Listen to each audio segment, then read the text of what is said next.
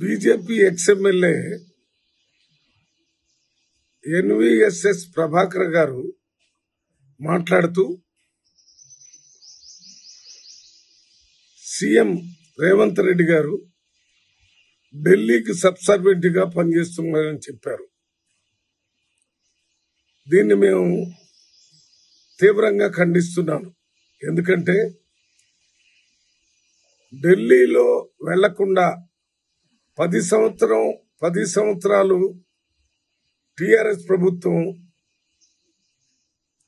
తెలంగాణకు రావాల్సినటువంటి ప్రాజెక్టుల గురించి కానీ నిధుల గురించి కానీ సరైన సమయంలో అడక్కపోవటం వల్లనే తీవ్రమైన నష్టం జరిగింది. అందువల్ల కొత్తగా ముఖ్యమంత్రికి వచ్చి 1 నెల రోజుల్లో 6 రోజులు ఢిల్లీ వెళ్ళిన వారు ముఖ్యమంత్రి గారు ప్రధానమంత్రిని కలిశారు ఒకరోజు, తర్వాత హోమ్ మినిస్టర్ అమిత్ షాని కలిశారు, అదే రకంగా వాటర్ రిసోర్సెస్ మినిస్టర్ని కలిశారు, అదే రకంగా union public service commission chairman కలిశారు. నిన్న ఇండస్ట్రీస్ మినిస్టర్ని కూడా కలిశారు. ఈ కలవటం అనేది తప్పనిసరిగా ఢిల్లీ వెళ్లాల్సిన పరిస్థితే. ఢిల్లీలోనే మన కేంద్ర ప్రభుత్వం హెడ్ క్వార్టర్ ఉంది.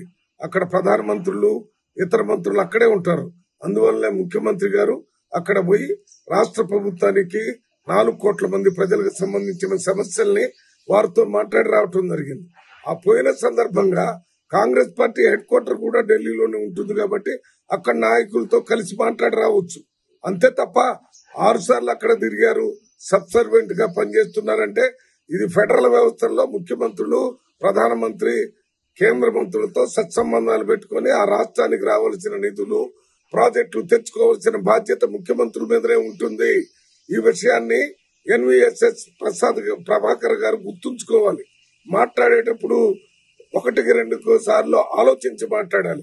అంతే తప్ప రాజకీయంగా కాంగ్రెస్ పార్టీ మీద బురద జల్లాలని, బీజేపీకి రాజకీయ లబ్ధి దొరకాలని మాట్లాడితే ప్రజలే దీన్ని తీవ్రంగా వ్యతిరేకిస్తారనే విషయాన్ని ప్రభాకర్ గారు గమనించాలని నేను విజ్ఞప్తి చేస్తూ వారు ఇచ్చినటువంటి స్టేట్మెంట్ ని వెంటనే విత్డ్రా చేసుకోవాలని డిమాండ్ చేస్తున్నాం. రేవంత్ రెడ్డి గారు ఢిల్లీ వెళ్ళింది కాంగ్రెస్ పార్టీ పిలిస్తే కాదు.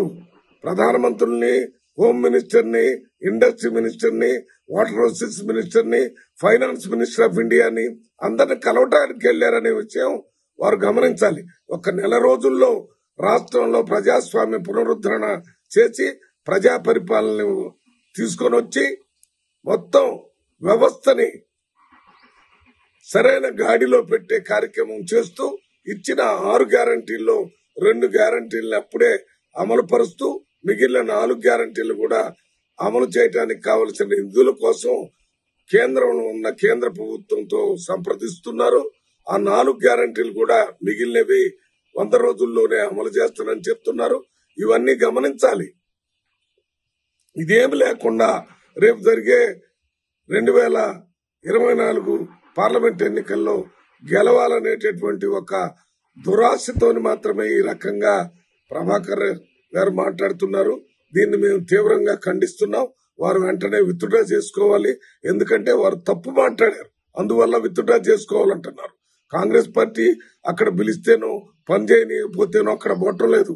కాంగ్రెస్ ప్రభుత్వం ఫెడరల్ వ్యవస్థలో కేంద్రంలో ఉన్న ప్రధానమంత్రులు, మంత్రులు కలవటానికి పోయారనే దాన్నే గుర్తుంచుకోవాలని వారికి విజ్ఞప్తి చేస్తూ వారి స్టేట్మెంట్ ని విత్డ్రా చేసుకోవాలని డిమాండ్ చేస్తున్నాం.